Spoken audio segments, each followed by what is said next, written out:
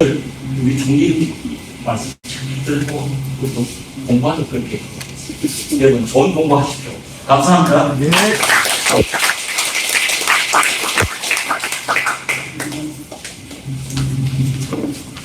곧바로 우리 총리님이 동반 성장의 시대 정신이라는 주제로 강의를 하겠습니다.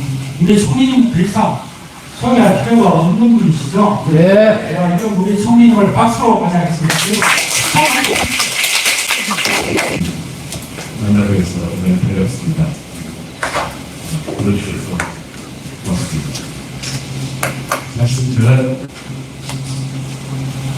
지금 이번 때 정치 시기를 혹시 정치실에서 보여드려도 3번 이상 간곡하게 들지 가지 않은 것이 이렇게 말씀하셔서 있을 것이 그 기사로 노력해봤습니다. 기회가 왔었거든요. 이번에는 모임에 갔는데 우리 리셉션 데스크에 초선식 사람들이 강연을 안 하겠냐고 그러는데 근데 뭐 뭐라고 한다고 해서 위에서 한다고 해서 여성정하게 오게 됐습니다. 솔직히 고백을 합니다. 근데 사실 그게 그걸 다행히 생각하는 거는 제가 지난 15년 동안 동반성장 전도사를 진행하면서 동반성장 문화의 조성과 확산을 위해서 굉장히 노력합니다. 아직 결과가 만족스럽지 못합니다. 근데 이렇게 모임에 와서 그 말씀을 드린다고 말씀해 주셔서 대단히 고맙게 듭니다. 그래서 지금까지 써온 그런 동반성장의 문화들이 많이 있는데 잘 정리해 왔어야 되겠습니다만 잘 정리를 못했습니다. 그래서 작년에 쓴 동반성장은 시대정신이다 이런 걸 하나 하고 또 하나는 최근에 쓴 혁신 그리고 동반성장 그런 그룹들을 잘 합해야 되는데 합하지 못하고 두 섹션으로 나눠서 하나는 동반성장은 시대정신이다 또 하나는 혁신 그리고 동반성장 이런 것을 가지고 왔습니다. 아직 그 글을 듣지 못하셨으면 이시고 한번 읽으시고 하고 그것들을 공유해 주시면 고맙겠습니다. 저는 동반성장은 시대정신이다라는 그 말씀을 드리고 나서 혁신 그리고 동반성장에 대해서 말씀드리도록 하겠습니다. 두 분에서 겹친 것도 있으니까 너무 귀찮아하지 마시고 그것이 중요한 것이기 때문에 그렇게 양해해 주시면 고맙겠습니다. 먼저 우리 경제가 지금 어떤 상황에 있냐 질문을 한다면 정말로 커다란 문제가 됐는데 좀 두시다가 이렇게 말씀드릴 수가 있습니다. 얼마나 커졌냐면은 저하고 경제교수님이 하시던 이현재 씨하고 같이 만든 개념이에요. 50, 30 클럽이라는 거 들어보셨죠? 그러니까 인구는 50백만 50밀리언이 넘고 동시에 1인당 소득은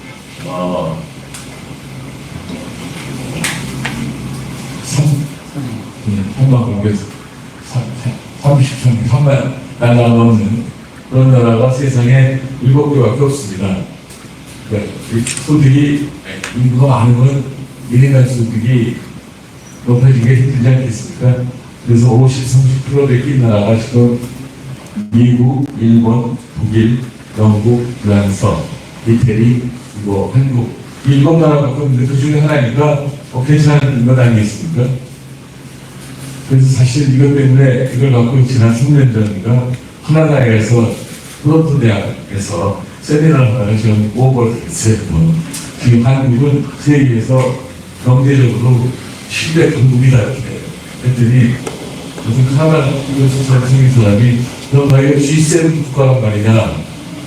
그래서 뭐 믿었을 수는 없어서 according to my definition 내 정의상 그렇다는 그 교수가 what's your definition 그래서 50-30 얘기를 했어요. 인구도 많고 동시에 일단 소득도 커야 한국이라고 말할 수 있잖아요. 근데 현재는 그 7개 나라 중에서 한국의 6개 나라에다가 하나가 합한 것이 G7이지만 이에는 G7은 그 6나라에 한국이 포함될 것이라는 얘기를 하고 넘어가려고 했더니 동양 사람이나 큰을 들더니 뭐라고 차이나 중국어 어떠냐 그래서 분명히 중국어라는 것이 그래서 좀 놀려주는 거고 중국은 인구가 13억인지 14억인지 15억인지 아무도 모른다.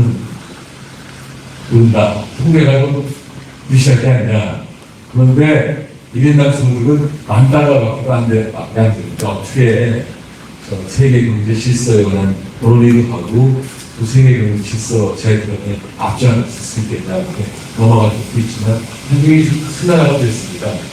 근데 이거는 사실은 어찌 53억 메이너트 나왔는데 2008년인가 제가 통장 끝내고 미국에 가서 1년간 안식년 되라고 했는데 가기 전에 이현재 씨를 만났더니 이현재 씨가 큰일 났다. 지금 IMF 위기 맞은 지 10년 밖에 안 되는 또 다른 위기, 소위 미국발 글로벌 금융위기가 이거 어떻게 하면 좋겠냐.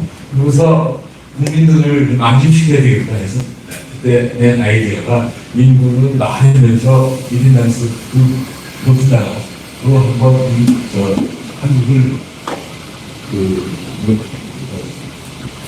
스타일을 해보자 이렇게 했는데 당시 한국의 1인당 소득은 $20,000만 넘지 $30,000가 넘었었어요. 하지만 $20,000는 훨씬 넘고 $30,000에 가까웠기 때문에 우리 둘이서 보면 인구는 5천만 명이 넘고 1인당 소득은 $30,000가 넘거나 그에 근접한다는 논평을 이렇게 개념을 만들어냈는데 인구가 많으면 1인당 소득이 높기가 굉장히 힘듭니다. 지금 말씀드렸듯이 중국은 $10,000밖에 안 되죠.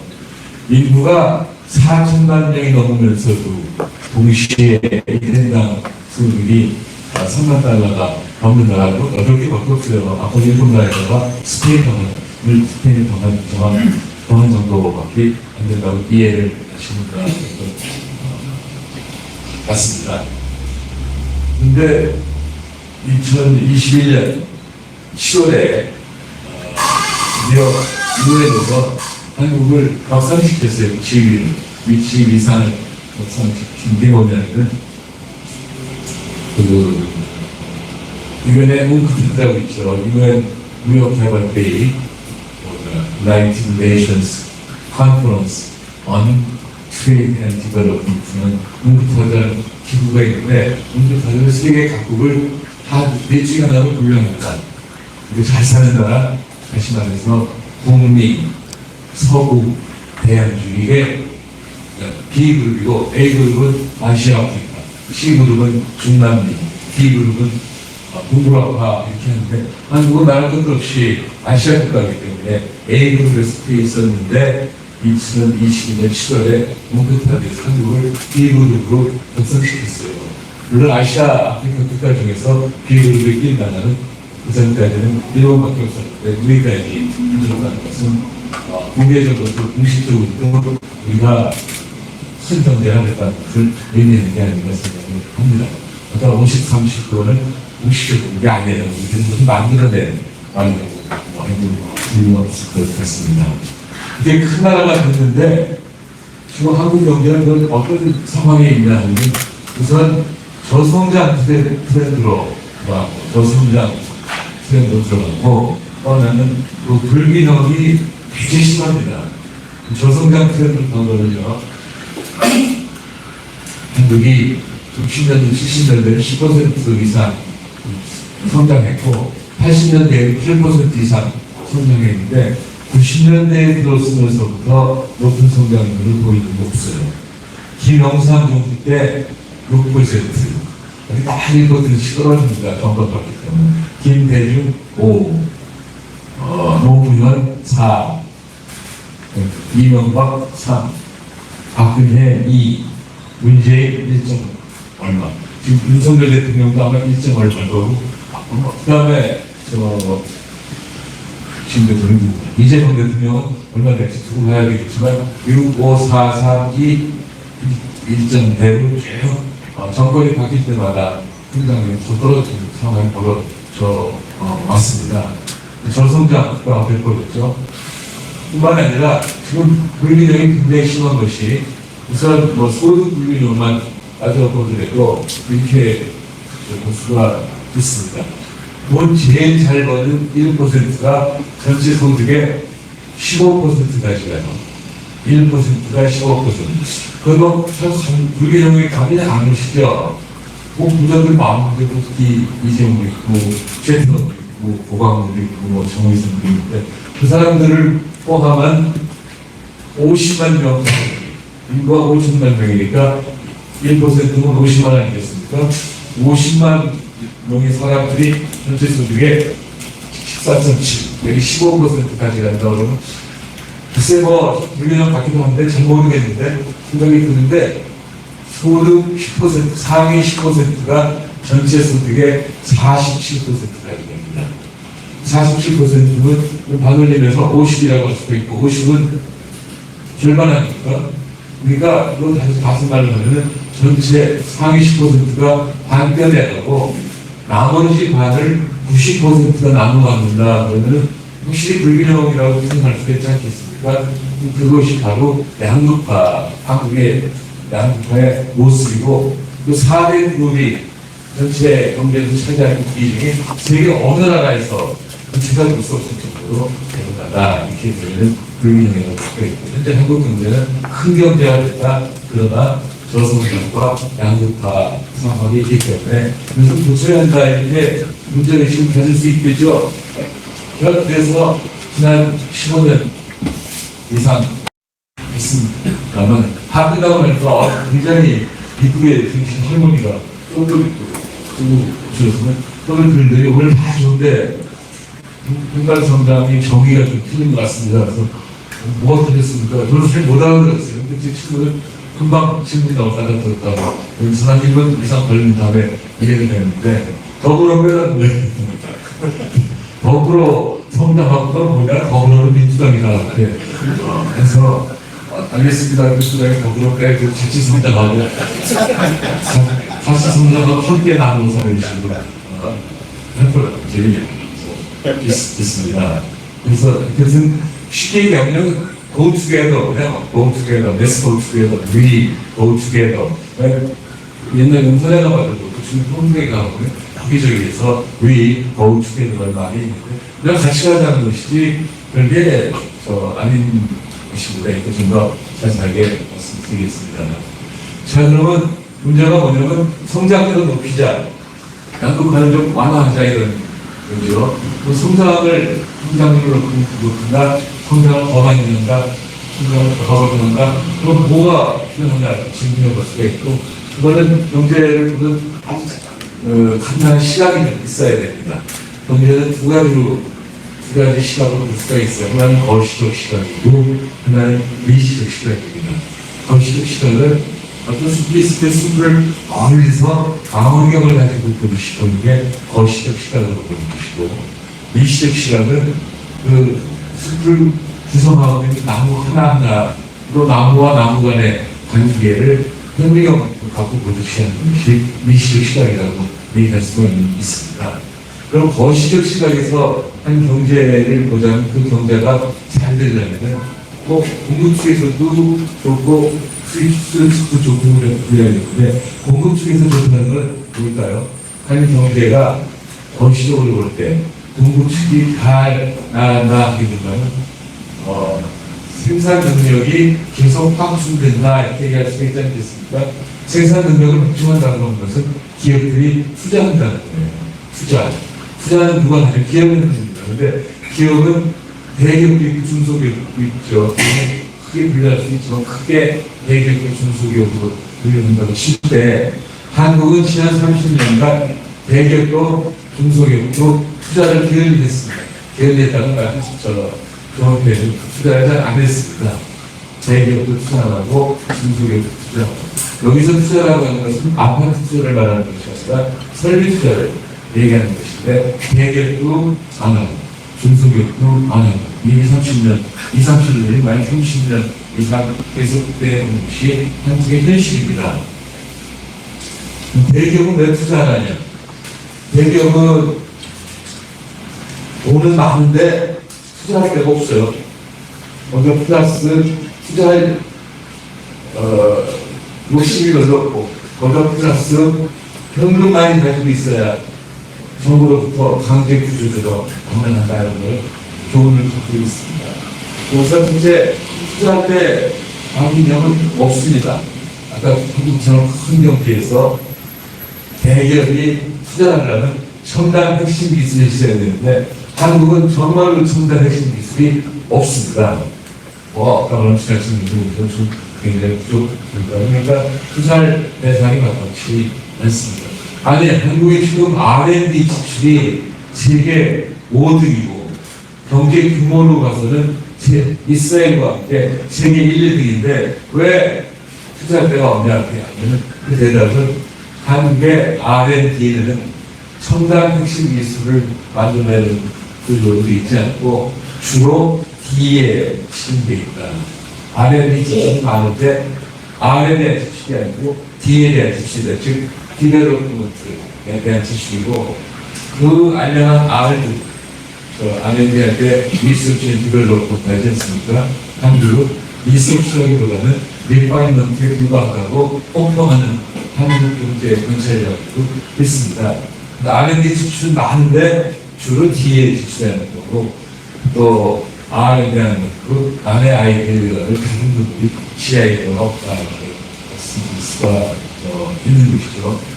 그리고 거기다가 플러스 앞에 잠깐 말씀드렸듯이 97년, 98년 그 이후에 대기업들이 그러니까는 돈이 현금만 갖고 있으면 처음 들어가면 정부로부터 보조주면 강제를 한다 해서 현금을 많이 가지려고 갖고 있으려고 하고 또 과거에는 뭐 이명철, 정주영 회장 이런 분들이 정말 과감하게 정부에 도움을 많이 받았지만 투자를 했는데 요새 정치에는 대체로 진취적이지 않다, 혁신적이지 않다 이렇게 평가를 하고 있습니다만 어떤 결과는 대기업은 투자를 잘 안 한다 이렇게 보세요.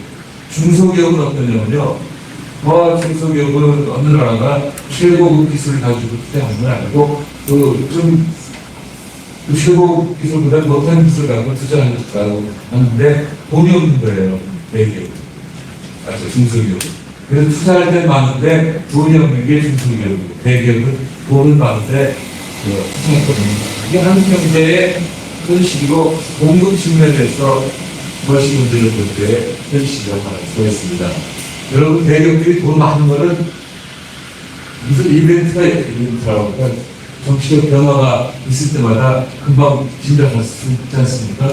이번 이재명 대통령 들어서는 아직 쇼가 벌어지지 않고 있는데 윤석열 대통령 들었으니까 그냥 각 기업들이 앞으로 50조 투자, 60조 투자, 100조 투자 그래서 저도 거짓말이 좀 나겠구나 했었는데 거의 다 거짓말이 됐어요. 그러다가 바이든이 또 오니까 거기다가 바이든 미국에 투자하면은 여러 가지 캐릭을 준다고 하니까 금방 우리는 100조, 120조 막 하다가 거기서 뚜껑 것도 있지만 아마 그쪽에서 괜히 투자했다 생각하고 나오지 않을까라는 생각이 드는데 한가지로 대기업은 돈은 많은데 투자할 데가 없고 중소기업은 투자할 때는 많은데 돈이 없다.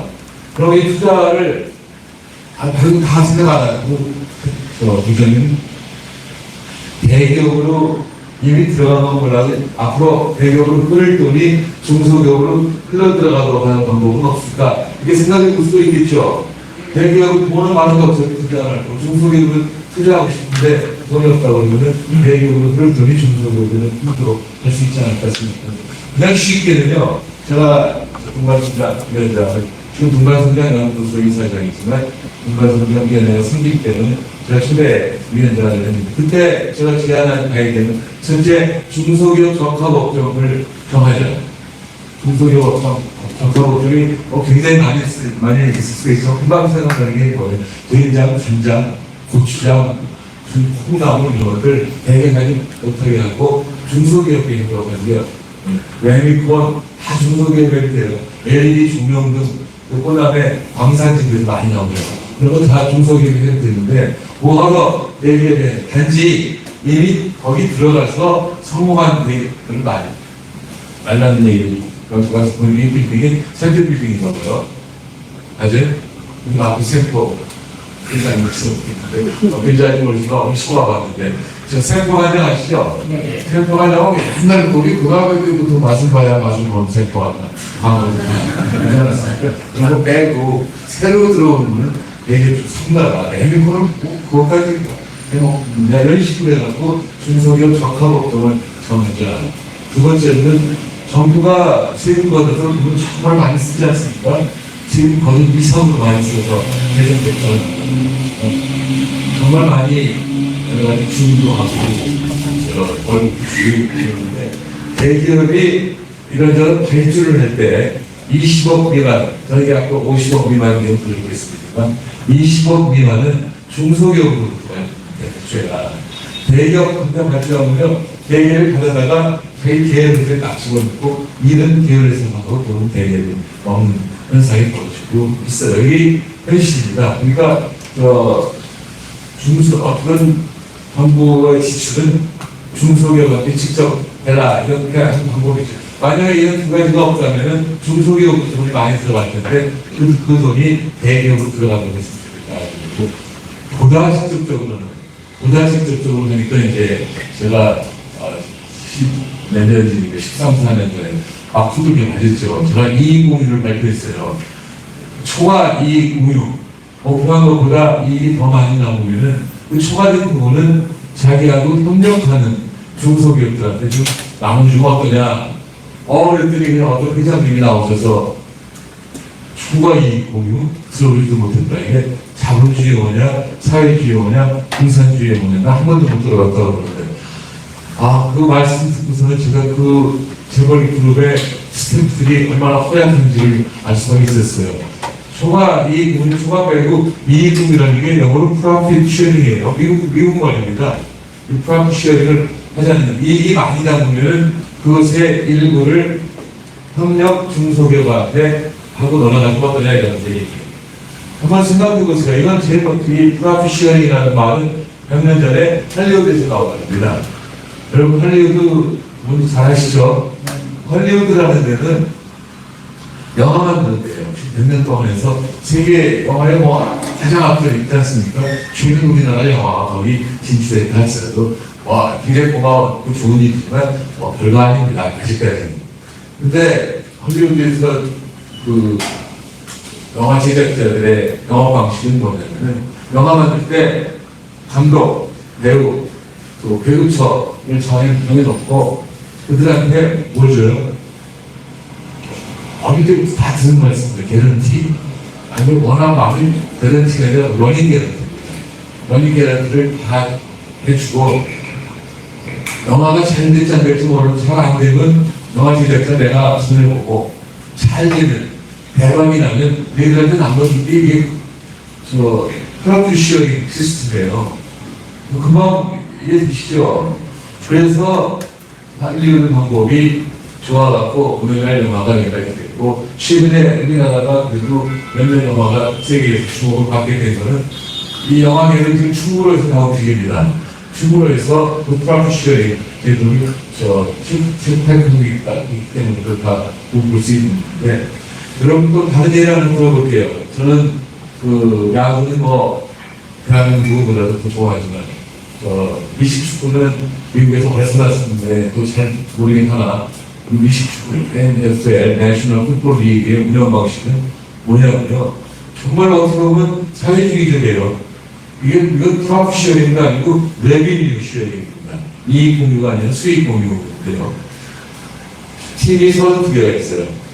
각 팀의 입장료는 60%는 홈팀이 갖고 40%는 NFL 사무국으로 보내고 그 나머지는 전부 공유입니다.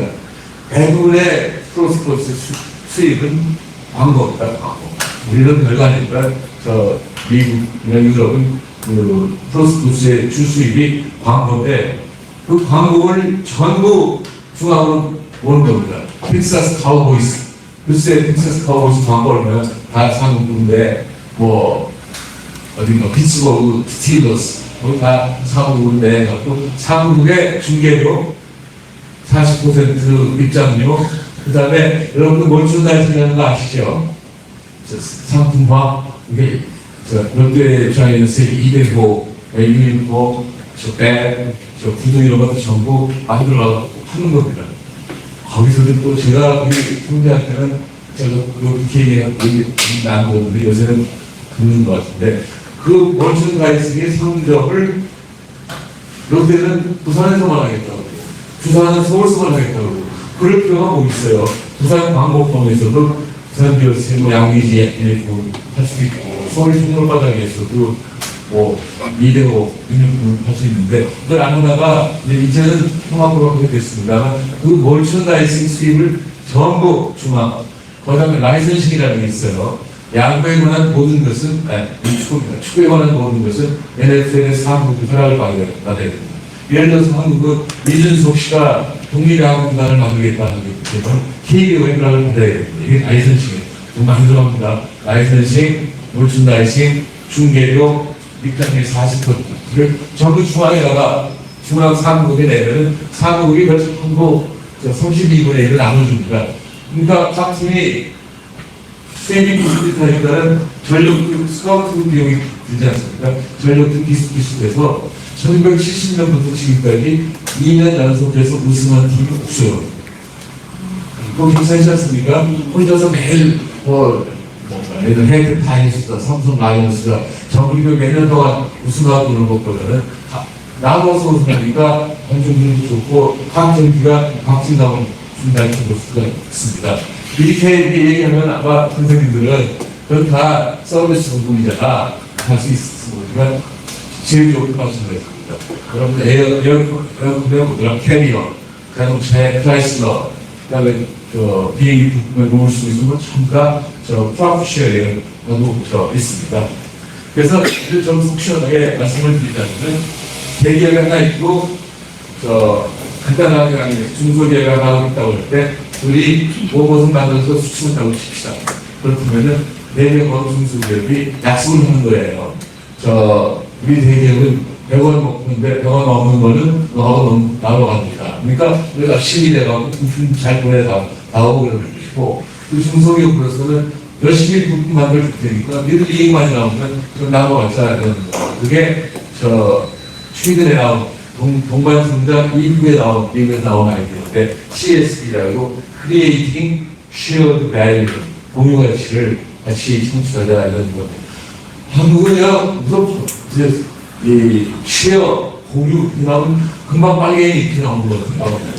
어려운데 말하기가 좀 있습니다만 하여튼 이렇게 하고 대기업으로 들어갈 건 어떤 때는 들어간 거를 어떤 룰에 따라서 중소기업한테 주면 중소기업이 돈이 생기면 투자를 할 거 아니에요.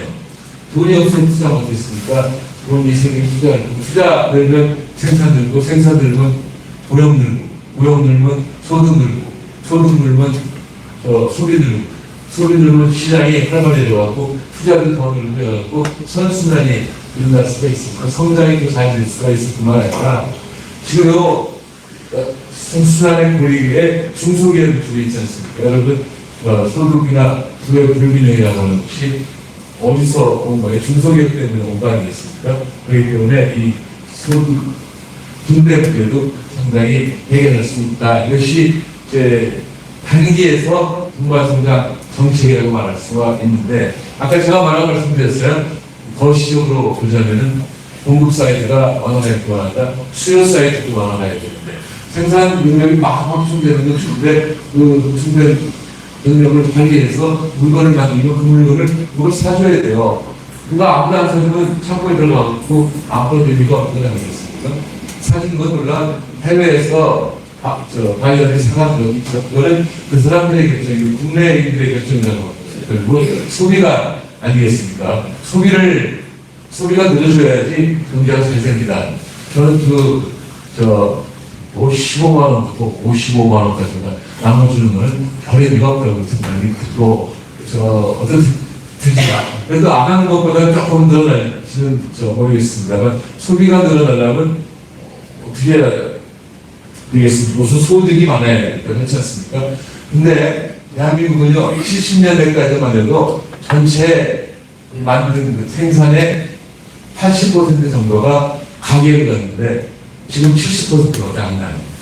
그러니까 가계가 소비할 것이 과거보다 줄였다 이렇게 말씀드릴 수가 없습니다. 그리고 또 하나는 소비할 것뿐만 아니라 현재 소득이 좀 늘어나지 않더라도 소비로 연결되기가 굉장히 힘든 게 문재인 정부 때는 최저임금 올려주는 최저임금 받는 사람이 소득이 늘어나고 소비가 늘어날 것이 아니라서 소득 주도 성장 정책이라고 그랬는데 조금씩 소득이 늘어나봤자 소비가 늘어날 수가 없는 것이 한국인들이 지금 빚이 너무 많습니다. 일반 가계 부채가 얼마나 많으냐면은 한때 1900조 원 빚을까지 했지만 지금 아직도 1800조 원인데 1800조 원이 얼마나 큰 돈인지 감당 안 하시죠? 인구가 5천만 명이라면 1인당 3,600만 원씩 빚은 적이 있습니다. 저희 늦게 난 손녀 10살 걔도 3,600만 원, 저보다 10살도 혹시 많으신 80대 후반의 사촌 형도 3,600만 원, 전업주부의 저희 집 사람도 3,600만 원, 다 3,600만 원씩 평균적으로 빚은 적이 있기 때문에 찔끔찔끔 15만 원, 50만 원 줘봐야 소비로 연결되지 않는 거다 보기 때문에 현재 제가 지금 드리는 말씀은 소비도 늘어나고 투자도 늘어나야 되는데 둘 중에 하나 뭐부터 시작할 거냐 하면은 투자부터 시작해야 된다 이런 말씀이에요. 그래서 투자를 위해서 대기업 투자는 아까 말씀드린 D에서 R로 리파이먼트에서 리서치 준비해야 되는데 시간이 좀 걸리겠죠. 그러나 그거를 미국은 또 정부가 해야 되겠죠. 정부가 R&D 자금을 다 있어요. 그 R&D 자금을 응용하는데 하는 R&D를 할 것이 아니라 기초 R&D를 많이 해야 된다는 생각입니다. 기초 R&D는 성과가 잘 안 나옵니다. 기초 해봐야 성과가 나오겠습니까? 그러나 자꾸 하다 보면 성과가 나올 수밖에 없기 때문에 정부의 R&D 자금을 기초 R&D에다 썼으면 좋겠다는 생각을 하고 또 대기업들이 이제는 과거 생태들이 자기 할아버지 때 하듯이 좀 모범을 좀 더 해야 된다는 생각이 들고 이 사람들이 재미를 붙였어요. 처음에는 구조조정 안 당하려고 하는 거죠. 그러다 보니까 재미거든요. 이런 권금을 장로에서 든 게 아닙니다. 여기로 가서 돌리는 거예요. 그 다음에 지금 대통령이 거기 오시면 난리가 하잖아요. 얼마나 신났어요. 지금 돌아가고 하시는 거기다가 실물 투자는 안 하고 금융 투자를 하고 있는 상황이라고 볼 수가 있습니다.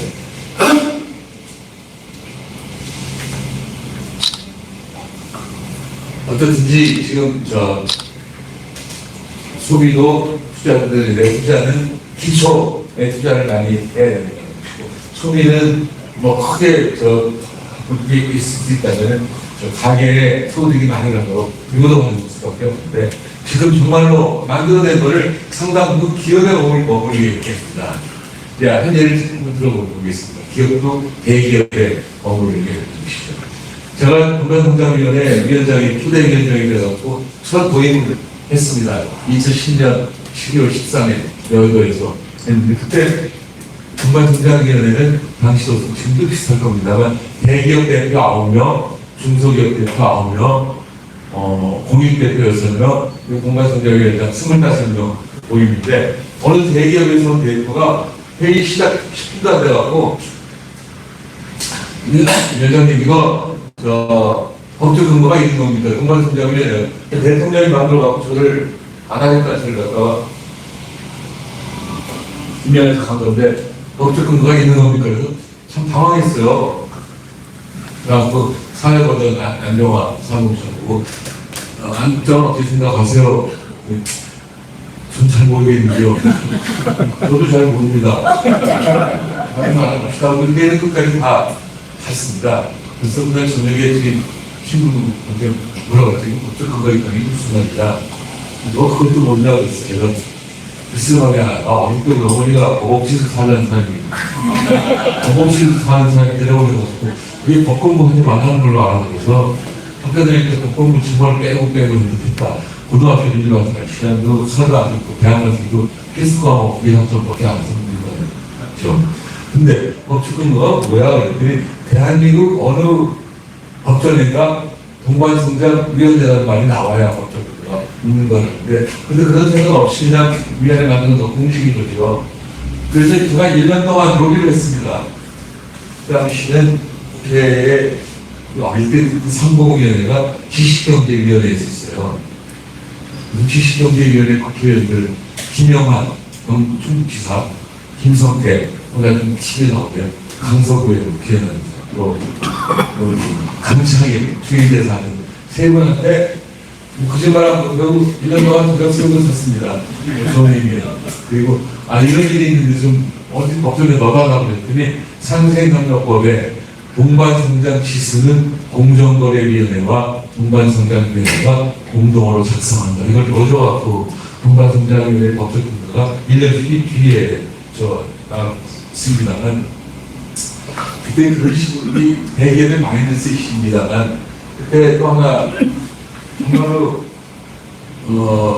실망했다가 이러나 큰일 났다 생각한 것이 어느 대기업 대표가 보고 개별분류가 그 대기업은 수익률이 9.2%고 그 대기업하고 협력한 중소기업 수익률은 3.4, 3.1 막 돼 있어요. 그래서 그 대기업 대표고 대표님 그 회사 수익률 1%만 낮춰서 이쪽은 5% 가까이 됐는데 그거 하나 어떠십니까? 그럼 좀 어떻게 대답하시겠어요? 앞으로 고려해 보겠습니다. 이거 좀 안 되고 이렇게 아니 이게 정답 아니에요. 상식적인 답인데 그 사람이 그것만 줘도요 밥 먹고요 애들 교육시키고요 유학까지 시키고요 우리는 저 회사에 가서 그까지 일하고 있는데 중소기업 사장들은 주말에 골프장 가 있어요. 그 다음 하나 더 보태갖고 중소기업 대한민국의 골프장이 어떻게 평일에도 움직이는지 아십니까? 중소기업 사장 주민들이 가서 골프 쳐서 골프장 움직이는 것도 아니시죠? 정말 그날 이제 실망을 하고 있었는데 대기업이 너무 협조를 안 해서 1년 4개월 하고 난 더 이상 못하겠다고 이명박 대통령한테 가서 대통령이 명분을 찾아야 되니까 지대로 일하려면 예산도 2배 이상 1년 2배 이상 줘야 됩니다.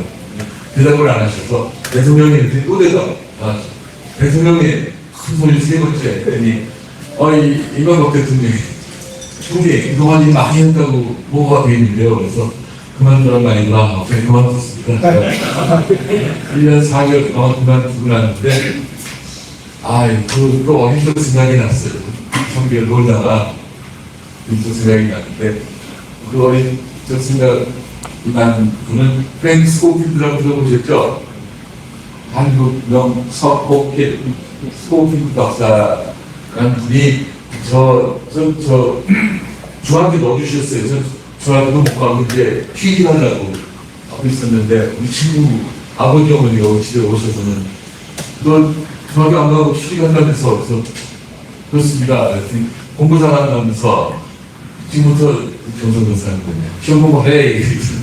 경기중학교 등록을 내릴 테니까 하다가 무슨 말 믿어보다가 제가 시험 공부 시험 대학부터 해봐. 그 다음에 경기중학교들이 그 친구 아버지가 저를 스코필드 박사를 소개하고 스코필드 박사가 중학교 1, 6학년 3학년 학교 구내 주셨어요. 그동안에 여러 사람도 많이 기다렸는데 그분은 3년밖에 안 걸립니다.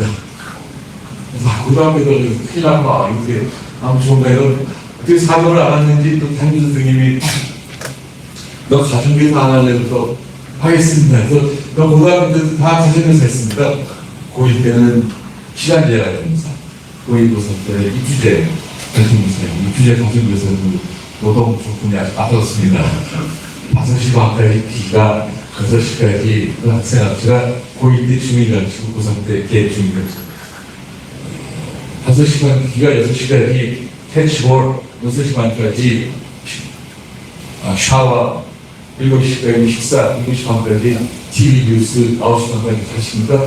적은 것 시간이 물어보세요. 그러다 11시 반에 쓰고도 선배 2시간 막, 2시간 아침에 일어나는 것도 아니야, 안 돼요. 아침에 일찍 일어나서 공부, 내가 그 대학을 들어갔는데, 그냥 무슨 거 할 거냐. 그래서 우여곡절이 굉장히 많이 있었어요. 저는 사실 우리 집이 어려워서 그냥 빨리 공과대학 나와서 그 당시 제일 유명했던 서구과 나오면 충주비를 취직할 수 있다고 사춘형이. 그래서 제가 고2까지 목표는 충주비를 취직해요. 물리화학 수학 공부 열심히 해서 국내 화학과 다니고 충주비를 취직해서 월급을 빨리 먹어야 갖다 드리는 게 그것도 있으리라고 해서 그렇게 생각했는데 지금 안녕하세요. 예, 알겠습니다. 근데 거기에서 도서관 나갈 때 학교에서 희망을 하는 명도 있고 저희 480명인데 350명이 이과 희망이고 130명이 이과 지원이에요. 저도 물론 이과 지원인데 교장 선생님 교회에서 2번, 3번 이과가 굉장히 중요해요. 이과가 중요하다고 생각하고 움직임이 없으니까 선생님들이 갑자기 버려갖고 120명 벌었고 설득을 했는데 잘 안 먹게 들어가잖아요. 근데 저희 방에 20명 벌었고 생일 선생님이 오셔갖고는 교정에 있는 나무 이름 다 써내라고 하는 저는 하나만 못 알아듣고는 써내라는 걸로 알아듣고 4개나 5개 써냈더니 어떻게 분이 10개를 써내고 그래요. 너 참 많이도 아는구나 그랬는데 그나마 안 한다니까 그 성물 선생님이 야 정은찬 너 반항한 거야. 무슨 말씀이십니까? 너 교정에 있는 나무 이름은 4개밖에 몰라. 그거밖에 모릅니다. 그냥 써낸 것 같으니까 그랬더니 너 중학교부터 다녔어? 그거 그랬더니 중학교 교실에 너가 있고 같이 다녔지 않았어? 그래서 중학교부터 다녔습니다. 그럼 5년 같은 학교 다니면서 나무 이름을 4개밖에 못 써내면 너는 pension에 들어가기 때문에 이거에 안 맞는다고. 그 교장 선생님 말씀을 잘안 들어도 개별적으로 말씀하면 선생님 말씀은 하늘같은 때입니다. 그래서 그날도 집에 와서 충주비를 끝났습니다. 충주비를 가지고 꼭 군대 가야 되는 걸로 알았고 그랬더니 그러다 보니까 너무 좋아하시는 거예요. 법대 가야지 어떻게 군대 가냐. 잘 됐구나. 법대 그런 거 마음 먹고 있었죠. 제가 보니까 법대 나와서 고시패스에서 판사, 검사, 변호사에 이렇게 말씀하셔서 잘 됐구나 했는데 한 2주일 후에 김근태 씨를 만났어요. 김근태 씨 아시죠? 저희 선배예요. 근태 형 저 이제 수준이랑 안 갑니다. 법대 갑니다. 고시 볼 겁니다. 나중에 그랬더니 너 법대 안 맞는다. 왜 안 맞습니까? 그랬더니 결국 그 당시는 고시가 굉장히 어려울 때잖아요. 고시가 떨어지냐 하겠냐. 그렇지만 그 다음에 문제야. 판사하려면 그 칼날 같은 판결을 내려야 되는데 너 우유부단하잖아. 그다음에 검사하려면 항암 수술을 해야 되는데 너 마음이 아프잖아. 변호사 하려면 가끔 흙을 내기라고 백을 흙이라고 해야 되는데 너 거짓말 못하잖아. 그럼 어떻게 하셨습니까? 그랬더니 너 스코필드 박사한테 가서 물어봐. 그게 제가 경제과 가게 된 원인입니다. 스코필드 박사한테 갔더니 어느 과가 좋겠습니까? 아까 설명하더라고. 그랬더니 국력신장에 직접적으로 도움이 되는 것을 가르쳐주는 학과. 첫째, 두 번째는 지금 경제개발 5개년 계획으로 성장은 들어가고 있는데 소득 격차를 비롯해서 각종 격차가 심한데도 어떻게 되냐 한국의 부자들은 가난한 사람들에 대한 애정과 관심이 그걸 줘야 하는데 눈코 맞을 수 없어서 지금 안타깝다.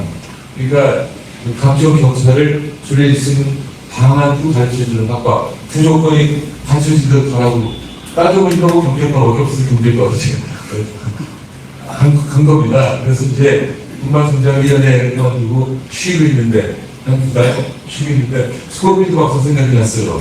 이 친구가 분만성장위원회에서 좀 일하기 힘들다고 쉬고 그만둬도 되나 하고 생각하실 것 같아서 그럼 내가 분만성장 영기술을 만들자 해서 분만성장위원회하고 전혀 독립적이고 전혀 관계없는 분만성장 영기술을 제가 이제 유명하고 그게 우리 역사입니다.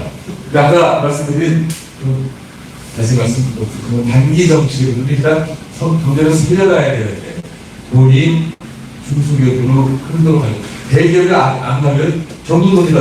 이번에 이재명 대통령이 주는 돈은 이게 우리들한테 줄 게 아니라 뭐 선별적으로나마 중소기업 소상공인한테 나눠주고 거기서 어떤 경제활동이 벌어지고 거기서 돈 번 사람이 갖다 써야지 쓰는 소비가 진짜 소비지 현금에서 드는 소비는 그게 아니라고 생각이 듭니다. 근데 다 현금 든다는 다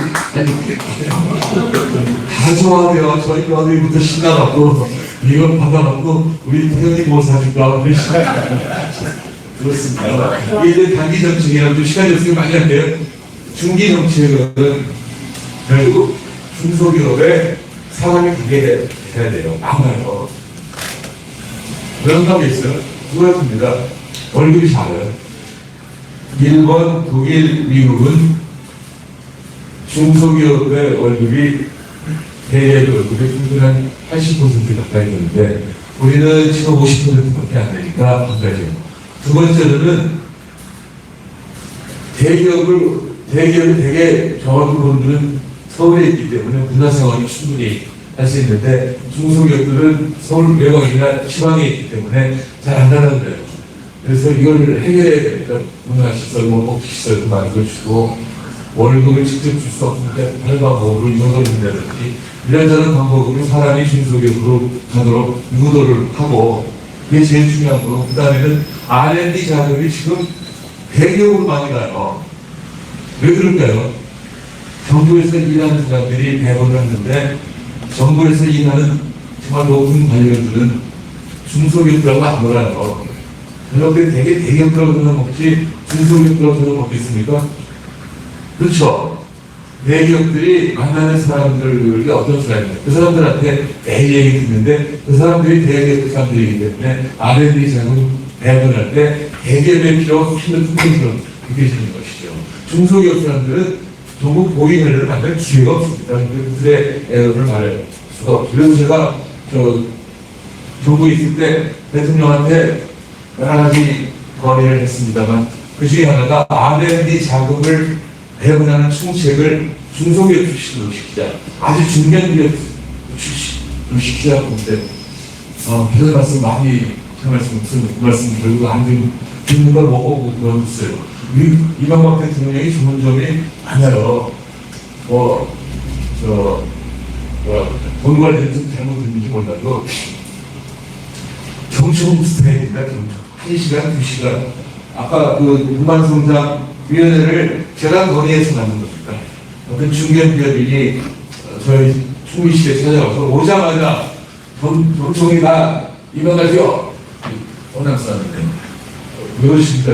해도 너무 해도 무려 후레치를 이제 나쁜 거 후레치를 알아들었지만 뭘 후레치를 했더니 이 대한민국 정부의 모든 지게인 놈들이 이렇게 현실도 모르는 알랑기자 경제학자 놈들만 있어 우리나라 마음속이 나왔거든요. 그래도 힘든데 나중에 이리저리 알아봤더니 왜 나쁜 거 후레치가 대단합니다. 왜 그러냐면요. IMF 이전에도 나쁜 거 후레치가 있었는데 나쁜 거 후레치가 뭔지 아시죠? 수출업체가 수출을 많이 해야 되겠는데 수출을 많이 하려면 물건이 좋으면 값이 싸야 돼요. 값을 싸게 하려면 단가가 나야 돼. 생산 비용이 줄어야 돼요. 해야 되지 않겠습니까? 생산 비용을 IMF에 500억 달러를 빨리 갚아야 되는데 빨리 갚는 길은 수출이 빨리 더 많이 해야 되니까 물건을 더 좋게 만들기는 한게 안 되니까 값을 싸게 해야 되고 값을 싸게 하는 방법이 딱 여기서 모임 절대 안 내려가죠. 수업과 돈인가 팬들을 낮추면 이자를 장려니까 만만한 게 좀 더 기업 업체인데 나쁜 받을 때 깎아버리는 거예요. 지금도 매 4분기 받아합니다.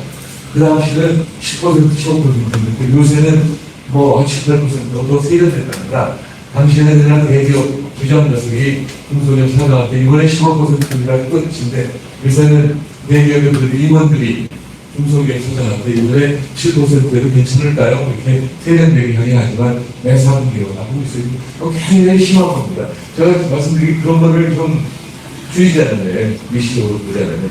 또 이해한데요. 그 당시에는 구두 주문을 했습니다.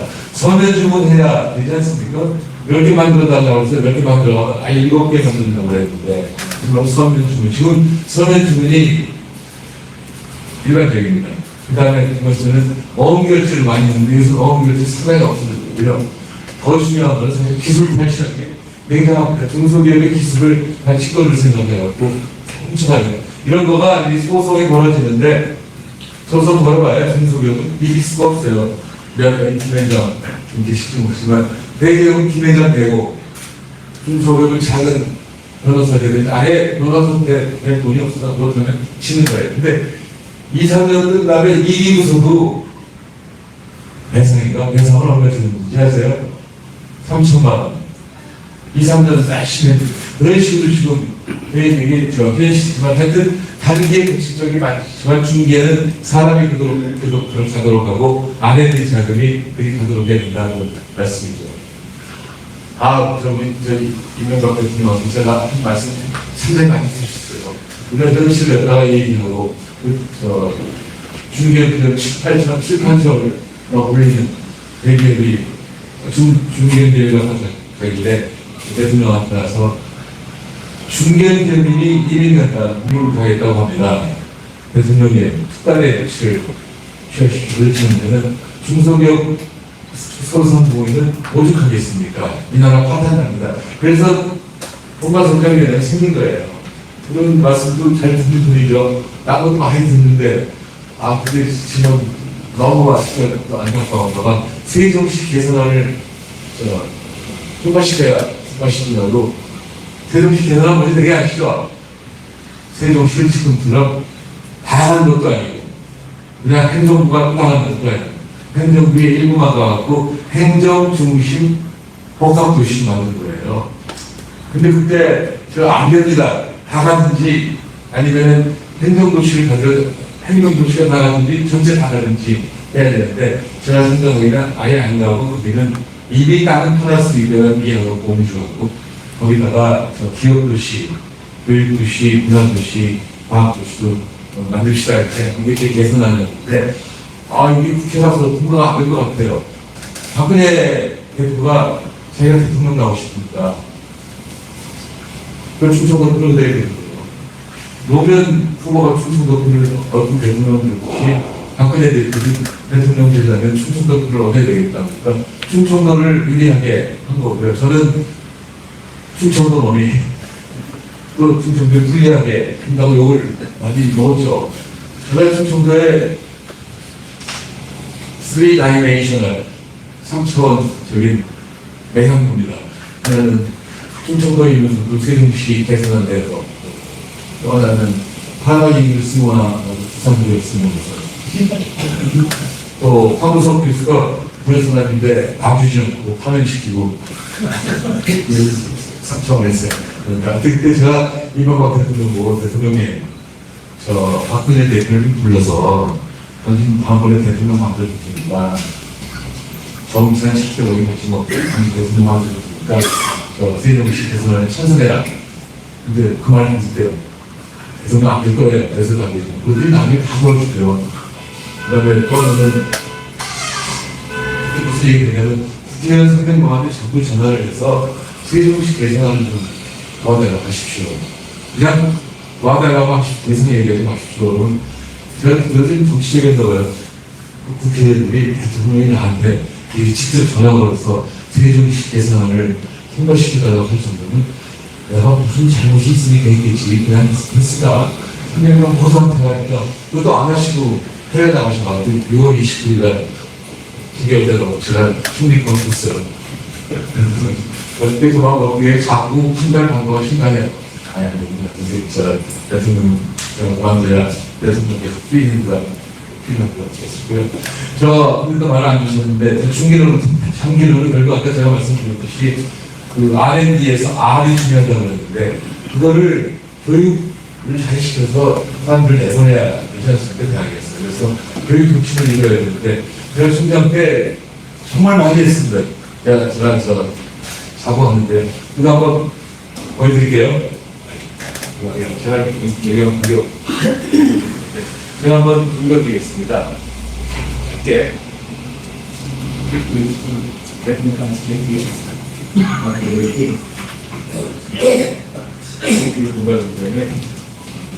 이제 이 18기 그러니까 학교에서 사람을 잘 길러내야 된다 이런 말씀이죠.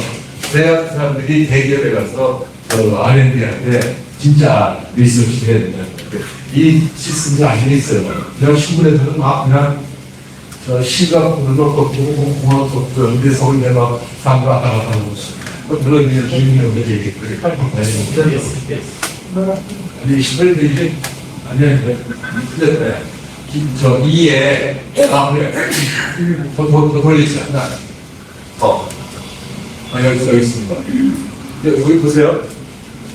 과거 한국경제인 고도성장은 산업화 맞춤형 인재들이 이끌었습니다.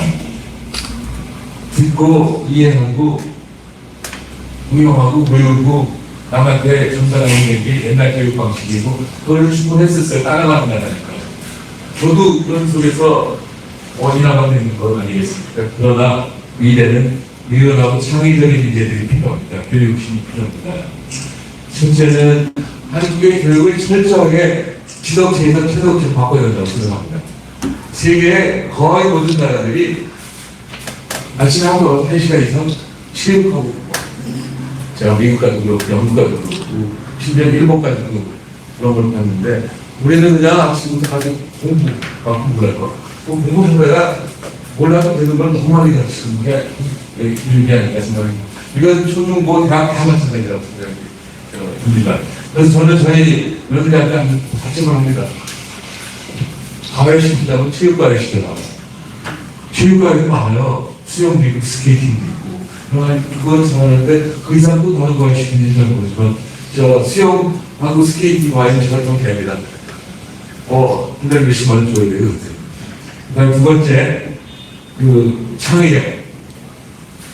이거는 우리 사회를 질문하는 사회를 만들어야 됩니다.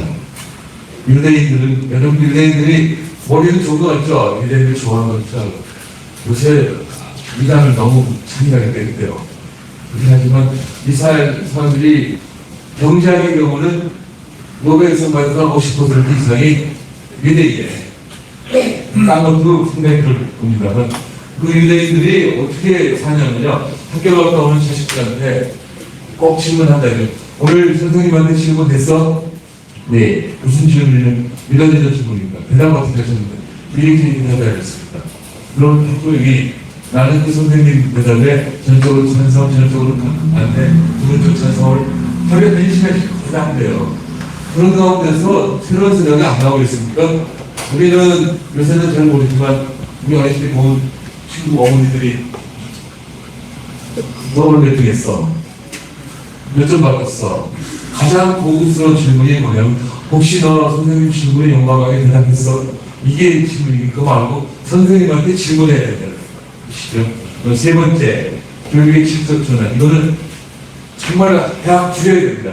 대학 수도 줄이고 대학 학생 수도 줄이고. 제가 총장한테 강원을 이용해서 내니까 아시겠지만 4,000명 병원을 3,050명으로 줄였어요. 1,000명. 대한민국 역사상 대학이 스스로 정원 주는 건 제가 처음입니다. 근데 이상하게 교육부 친구들 당시에 야 정원 주제가 서울대학교 보조금 준다고 이렇게 선물을 냈고 저는 그런 생각 없이 결국 보조금도 아니었지만 다른 사람들이 교육부에서 돈 받으려고 정원 주제가 소문이 났었습니다만 지금요, 동경대학교 3천, 북경대학교 3천,清华대학교 3천, 교토대학 2천, 대만대학 3천, 하버드가 2천 뽑아요. 퀸스컵 예일 1,500. 여기 합니다. 미국의 인구가 3만 2천이에요. 근데 제가 생각하기엔 제일 좋은 대학 10개 뽑는 학생 수가 10,000명밖에 안 됩니다. 우리는 한대 서울대 고대여대 7,500명인데 세계 대학에서 한 편에 2만 명 뽑고 있어요. 그러니까 갖다가 질적인 교육을 시키기 힘듭니다. 서울대학에 4,000명 뽑으려고 이거 무슨 제도를 시키냐고 3,000원 주셨는데 아직도 못 뽑고 있어서 서울대학에 시킨 거예요. 수, 지금 세인대 총장이 서울대 출신 총장님이 세일 생각하고 숨을 쉬었다. 이렇게 욕먹고 그러더니 등록금 수입이 계속됐으면 좋겠습니다. 이거는 줄여야겠다. 대학도 줄여야 대학 수를. 대학이 너무 많아요. 지금 대학 4년 제가 200몇 개국 2년 600개인데 세계에서 대학생 수가 인구비율이 제일 많은 나라가 우리나라인데 이게 지금 좋은 대학 안 다니는 것보다 다니는 게 더 배울 거 많아요. 그러니까 대학 나왔기 때문에 아무데나 취직 안 하는 거예요. 지금 취직 안 하고 있는 이 순간에 벌써 우리는 숙련을, 기술 숙련을 소홀히 하는 거. 이렇게 되면 시간이 지나면 다른 나라에 처리게 되지 않을까 생각이 들어서 조금 뽑아서 아주 조금이 아니라 조금 뽑아서 잘 가르치자는 게 그거고요. 그 다음에 제가 네 번째는 다양성. 제 세계의 화두는 다양성입니다. 그건 창의성을 위해서 크리에이티비티 스루 다이버시티. 그래서 뭐 오랫동안 몇십 년 동안 했고 제가 충정할 때도 지역균형 선발팀 들어보셨죠? 대학 시절 충장 취임해갖고 서울대학 학생이 어떻게 구성되어 있냐면 100명 중에 46명이 수업사람이고 28사람이 공연수업이고 그냥 그러면 잘못하다 우리가 서울 시립대학교이구나 잘못하면 서울시 그냥 구립대학교이구나 그렇게 얘기를 했는데 저는 잊어버렸는데 그래서 제가 한 얘기가 각 기초단체에서 5명씩 단체장에 추천하는 한 1200명 좀 뽑아놓고 나머지는 일반 전형으로 하자 그랬더니 내가 너무 특히 법대 교수는 위헌적 요소가 있는 없었잖아요. 그래서 일반적으로 묘국절 끝에 전국의 고등학교에서 3명 이내에서 추천을 하면 고등학교 30개 정도 돼서 5,000명 정도만 뽑았는데 그 중에서 1200명을 뽑고 나머지는 일반 전형으로 뽑는 게 지역균형 선발입니다. 지역에서 뽑으면 또 걔네가 누구 못한다고 그래서 그것도 제가 잘 모르겠잖아요. 야, 전남 강진에 있는 강진고등학교가 있다고 치자. 경북 동호회 공화고등학교가 있다고 치자. 공화고등학교나 강진고등학교 1등이면 현대고등학교나 부정고등학교 일단 절대 청담고등학교 일단 때 떨어지지 않는다고. 근데 지금 수시로 뽑는 학생들이 성적이 제일 좋긴 한데 그 다음이 지역균형 선발이고 정시 선발이 제일 나쁘다고 학교 마지막 부분을 들어서 조금은 관심은 했습니다만 걱정은 다양성 제고입니다.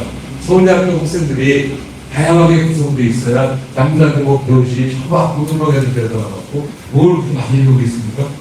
미국이 그래야 만약에 리더가 됐을 때 부잣집 출신은 가난한 애들 사는 미리 알고 가난한 애들 출신은 부자들 미리 아는 게 훨씬 좋지 않겠습니까? 미국은 철저히 지역균형 플러스 계층균형 플러스 인종균형입니다. 그러니까 그런 거 없으면 오바마나 클린턴 대통령이 못해요. 그건 하나는 다 계층균형을 뽑아줬기 때문에 대통령이 나중에 될 수 있지 않았나 생각이 드는데 이거 정말 중요합니다. 프랑스이 저는 이렇게 생각합니다. 여러분 관계 있으신 분 있으신 분이지만 삼성하고 배우하고 한번 비교해 보셨어요? 과거에 학력은 배우시면 좋습니다. 배우는 김문중 대장님이 경기고등학교 나오고 연대 나오셨는데 대학은 다 서울대 경대를 고대하고 고등학교 경기 서울 경보 그래서 부동층 그래서 저는 최근에 그거 학력이 얘기하고 어디 배우다녔다고 물어봅니다. 학교 어디 나오셨어요? 최근에 어떤 만난 사람 글쎄요 저는 모성고등학교 나오고 중앙대학 나왔습니다. 그럼 배우에서 천연기념 보셨겠네요. 그런 분들이, 경기 나오는 분들한테 후대를 많이 하겠죠. 지금, 제가 90년대 중반만 해도 배우의 인적 구성을 봐서 세계적인 기업들이 있다. 어떤 생각을 상상을 해봤었는데, 다양해야 다른 의견이 발전합니다. 그래서 제가 정말로 국회 나가서 총장한테 제일 잘하는 보직교사는 있잖아요. 응급실학생수사 이런 사람들이 1기 한 20명, 2기 한 20명, 40명 조금 못 됩니다. 그런데 어떤 고등학교 있었냐면은 제가 경기 나왔는데 경기 고등학교 있었어요. 그 당시 서울대학교에서 1,800명이고 경기 출신이 400명이 있어요, 단체가. 4분의 1이 넘었는데, 교무처장, 김우철, 통계과에서 하나, 1기, 2기에 기획실장, 경제과에 여성한 두 분만 혹시 말했더니, 제 경기들이 제 기록교가 있고, 우리가 서울대학에 17명 있었거든요.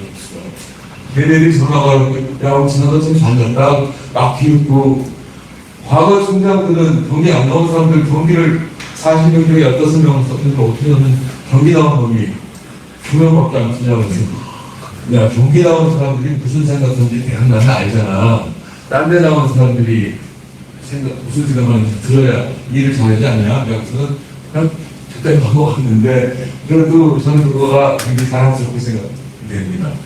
윤석열 대통령이 이렇게 결국 실패한 대통령이 됐다고 말하지 않겠습니까? 저는 그해 10월에 한국경제학회 기조연설에서 분명히 얘기했습니다. 정치관의 70% 이상이 서울대학 출신이라고 들었다. 이 정권 성공하기 힘들다. 저희 기업연가 제가 질문했죠. 저도 지들끼리 몰아갖고 그래서 새로운 전략이 나올 수가 없어요. 이거 어딘가 방식명된 거라고 생각이 들었어요. 그다음 6번째는 훌륭한 인재는 그래 사는 법을 배우지 못한 지식은 결국 성공부가 공동체 정신을 하면 된다. 우리가 지금 50, 30 된 거는 교육도 있고 여러 가지가 있지만 파이팅 스피릿도 있고 공동체 정신이 굉장하지 않았습니까? 그래서 있습니다. 요새 거의 없어졌어요. 정말로 없어졌어요. 학생들끼리도 학생과 교수와도 교수와 교수 간에도 공동체 정신이 없어요. 제가 옛날에 시작에 요새 벌도 틀렸단 말이라고 해야지만 나가서 요새 그때는 다 벌도 틀렸지만 경제과 교수를 제가 잘 몰라요 지금. 제가 먼저 찾아가야 되는데 어떻게 보면은 찾아가서 그렇지 연락이 없어요. 최근에 나온 사람 제가 78학번부터 가르쳤는데 2002년에 총장이 됐으니까 2001년까지 7월부터 2001년까지는 거의 다 외웁니다. 이름도 외우고 어느 고등학교 나오니까 요 시기는 시민고등학교 나왔어요. 시민고등학교 아시죠? 불교학교. 제가 어떻게 알게 됐냐면 출석 부를 때 자기 출석 부르면 내 얘기고 자기 출석학교 부르라 알아가고 그랬더니 이 시민들이 내 시민입니다. 시민이 많고 어느 고등학교 시민고등학교 두세 번 걸렸어요. 전 시민고등학교 걸렸어요.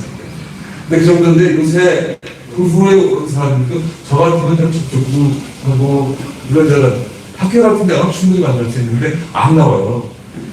이거는 조금 이따가 가는 홍콩대학 가고 또 홍콩대학에서 조금 이따가 이리 오고 여러 가지 그 개인주의가 지금 너무 심한데 지금은 그런 개인주의 말고 공동체 정신이 필요하다고 생각이 들고 아까 그 대기업이 그 프로핏 쉐어링을 하려면 공동체 정신이 있어야 돼요.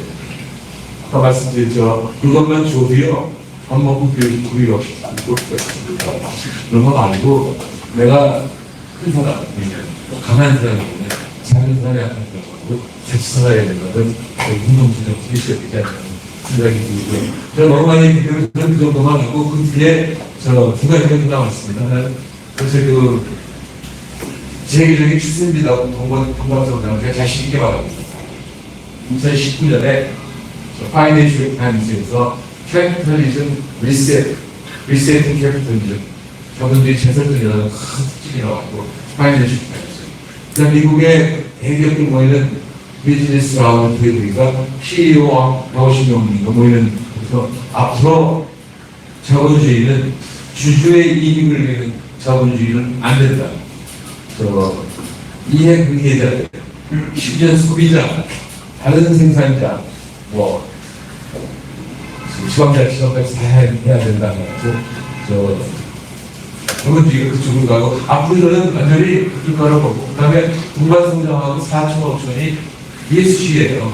엔바이런먼트, 파시얼, 소셜, 가버넌스 하는 거 있죠. 이게 이런 개념들이 지금 최근 10년 동안에 하나 이거 좀 뒤집니다.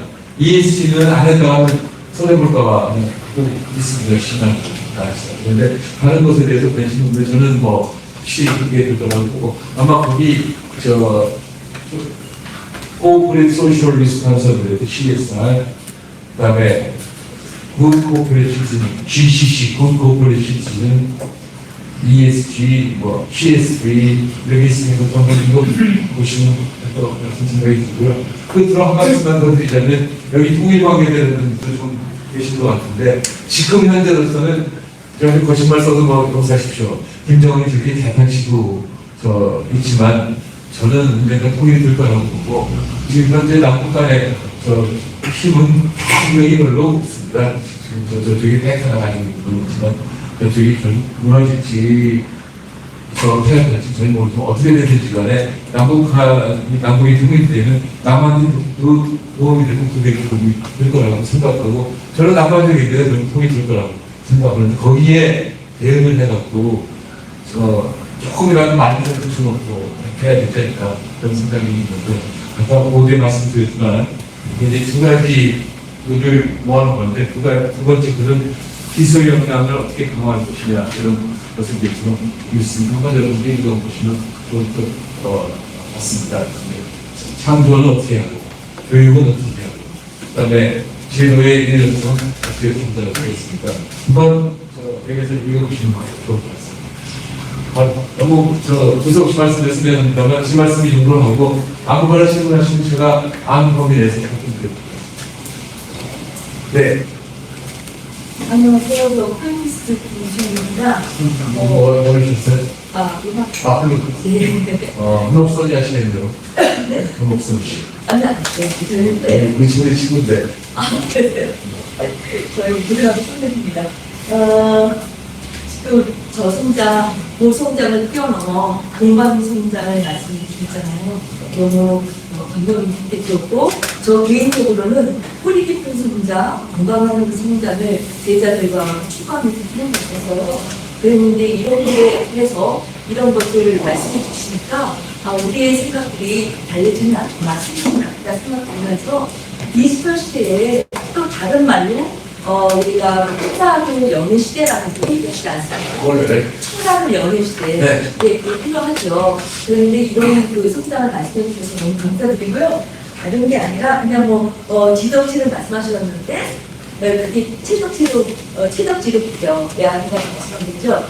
근데 예술도 있어요. 그래서 예덕지도 예가 되지 않을까 한번 생각해 주셨으면 좋겠습니다. 감사합니다. 맞습니다.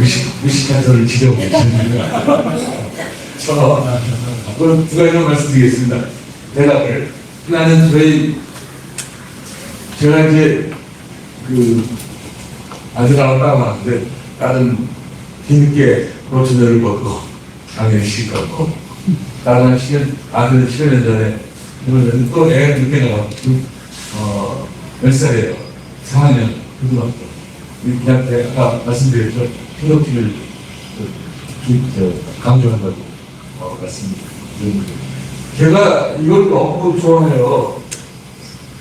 여기 인터넷을 그래서 저 가끔 공부해야 돼. 그러면 할아버지 여기 다 나와. 그래서 제 대답이 뭐냐면 여기서 뭐를 골라서 볼 건가는 지식이 있어야 돼요. 공부해야 이 선택을 할 수가 있어. 그래서 저는 정말 과거보다 지금 훨씬 더 책을 읽어야 된다고 생각합니다. 그래서 경제를 살아는데 일반적으로 다들 다 알고 있는 마당에 어떤 사람이 특별한 걸 하나 알고 있으면 훨씬 도움이 되지 않아요. 뭘 골라서 그럴 것이냐. 그거는 독서하는 사람들이 할 수 있다. 이 세상이 이렇게 넓은데 결국 보는 방법이 지금 다가올 수가 없는데 독서를 많이 해야 세상을 알게 되고 프라시스에 대한 대비를 할 수 있지 않을까 생각이 들고요. 이렇게 말씀 고맙습니다만 제가 어디 가서 강의할 때 그걸 광고 소개를 하는데 여러분도 손자 다 있으시고 그러니까 전책을 하는 거 소개하고 싶습니다. 시덕트롤에 옛날부터 아는 나라가 또 있다. 이 1692년에 나온 책은 많이 됐죠. 1692년 330년 가까이 된 책이 있어요. 그 책은 존 나쁘다고 생각합니다. 미국 다니는 그래서 존 로크 해서 존 로크 17세기에 영국의 정치 사상이 나와가지고 그러니까 옛날에 몰라도 요새 배운 건데 미국 같은 식민지 경영도 하고 의사일도 하고 뭐 자기 비즈니스도 하고 굉장한 사람인데요. 근데 그 사람이 쓴 책이 있어요. 그 영어로는 Some Thoughts Concerning Education, 교육에 관한 몇 가지 생각. 그게 번역본이 나왔어요. 교육론. 그러니까 존 로크가 쓴 Some Thoughts Concerning Education이 박희원이 교육론이라는 이름으로 번역을 했는데 굉장히 잘 됐어요. 근데 그 책을 보면요, 1장이 뭐냐면 1690년대에 나온 책이에요. 영국의 상류사회 자식들을 어떻게 가르칠 것인가. 존 로크의 친구들이 책 하나 써달라고 해서 쓴 친구들을 제가 알고 있습니다. 거기 1장은 신체의 건강에 관했습니다. 1장. 그 다음에 2장부터 19장까지 18개의 장에 걸쳐서는 덕에 관한 거예요. 사실은 덕하고 예하고 통화할 수 있는데 그 덕에 관한 전부. 그러니까 예절에 관해서, 향벌에 관해서, 신벌에 관해서, 신세계에서 과일에 관해서, 신약에 관해서, 여러 가지 생활 방식에 대해서 부모가 애들한테 어떻게 할 것이냐고 써있고, 이 시장에 가서 비로소 학습에 관해서 있고, 영국이 그 당시 말들 너무 후진국입니다. 그래서 21장에 가서 해외 여행에 관해서 국내에서 공부도 하고, 원래는 문화를 가서 배워서요. 필요하고 있습니다. 그 책을 한번 소개해드리고 싶은데, 그 책 읽으시고 아마 그다음에 생각하는데, 여러분이 읽으셔도 좋고, 그리고 어린이들한테 소개하고 좋을 것 같습니다. 번역이 아주 잘 됐어요. 박혜원이라는 사람이 서울대학교 공과대학 나오고, 서울대학교 사회과학부 대학 나오고, 제 친구의 딸인데, 그 친구 출판사를 소개해도 되죠. 비공출판사에서 나오고, 박혜원이라고 하고, 교육론입니다. 그 책을 저도 추천서 써달라고 추천서 하나 써줬거든요. 나오기 전에. 사실 제가 번역하라고, 부탁했었어요. 2002년에 충장이 됐는데, 제가 갑자기 충장되거든요. 선배님 다 아시죠? 이기준 선생님 교수님이 있어. 그만두는 바람에. 갑자기 충장이 돼서, 이 충장 어떻게 해야지? 이거 서강대학교에서 보고, 교육론이 갖고 오라더니, 그 책을 갖고 온 거예요. 아니, 무식한 사람한테 그때 좀 어떻게 해요? 17세기 나온 책이라고 영어로. 영국 책은요, 한 페이지에 문장 하나 들어가 있는 거 맞습니다. 미국 책은요, 한 페이지에 무지하게 많은 문장이 들어가요, 영국 책은. 그래서 한 문장을 쭉 읽어가지고, 대명사, 관계대명사, 들어가요. 읽기가 너무 힘들어. 그다음에 뿐만 아니라, 바깥 다시 흔들립니다. 별 얘기가 다 있어요. 전 도저히 총장하면서 이 책을 읽을 수 없다. 그래서 출판사 사장하는 박희범을 불러다가 그냥 빨리 어저께 가고. 제 총장 그만둘 때까지는 물론이고, 그것도, 야, 잘 찾아야 된다. 그래갖고, 니 딸을 시켜. 조금 내가 그 딸이 그냥 오는데, 그냥 그냥 집에 있어요. 한쪽 있어요? 네. 네, 강의 외로움이 있겠습니다. 저는 수유리에서 왔습니다. 수유리에서 왔습니다. 저기 공방성장 그 연구소의 역할이 무엇인지 제가 궁금합니다. 네. 그거 이제 여러분들이 이런 질문이 있어야 되는데, 홈페이지에 가서 공방성장연구소 그게 활동이 나와요. 지금 이제 제일 큰 활동이 매달 포럼입니다. 2012년에 만들어졌는데 포럼은 2013년부터 시작해가지고 지금까지요 200인가 큰 포럼은 2015년에 한번 헬스센터에서 했고, 두 번째 큰 포럼 우리가 10주년 됐을 때 국제센터에서, 며칠 전에는 포시기뉴스부터 해서 이름신문하고 같이 사람 몇 명 왔어요. 거기서 크게 했는데 포럼은 네. 정부 시책 정책에서 반영합니까? 자기도 알아서 하는 거 그게 없어요. 근데 정부한테 돈 받은 것도 없고, 또 사실은 정부가 공관성장위원회를 하는 사람이 공관성장 연구소를 그만둔 다음에 만들면 관심을 좀 가졌어야 하는데 특히 당시에 휴가도 되죠. 박영선이라는 사람이 장관했잖아요. 중소벤처기업장관에 초대 장관했고 제가 솔직히 많이 도와줬습니다. 그러니까 MBC 경제분야할 때요. 근데 한 번에 나왔대요. 저도 뭐 자존심도 있고 가서 와달라고 하는데 한번 여의도 중동중앙회관에서 큰 세미나가 있어서 가봤는데 배경수 씨가 축사하러 왔다가 그럼 축사로 나가야 된다. 제가 이렇게 하는 거 한번 나가세요. 그럼 연락 없어. 그 후로 본 적이 없습니다. 그러니까 목적은 추상적으로 얘기하면 공간성장 문화의 조성과 확산이고 그것을 위해서 매번 매달 포럼하는데 12, 3년 동안에 125년 많이 했죠. 그 다음에 공간성장 에세이 컴플리스트를 해갖고 고교생 대학생들 해서 오는 거고 지금 진행해주고 있는 거는 뭐더라? 쇼트폼인가? 쇼스가 20분짜리 30분에서 쇼스 그래서 항상 모집 중입니다. 말까지는 막 8월달에 발표 그런 게 홍보 발표 중에 하는 거고 그 다음에 제가 아까 말씀드렸잖아요. 삼평대학 천안 캠퍼스도 하고 무슨 대학 어디 캠퍼스도 하고 제가 전국에 많이 다녀요.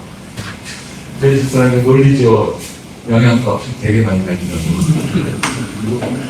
신문에 제가 중앙일보에 정은찬 강남이라는 걸 과거에도 많이 썼지만 윤석열 정부 들어와갖고 지난 2년인가 3년부터 지금까지 3년 동안 정은찬처럼 쓰는데 미안하지만 역시 목적을 달성해야 되니까 거기 꼭 그런 데도 있지만 그런 것보다 일반적으로 친구들이 잘 놀려요. 너는 어떻게 기승전경이라는 말은 있는데 기승전당 꼭 공부하는 성장이다 이렇게 불려서 있으면 여러 가지 또 활동을 하고 있습니다.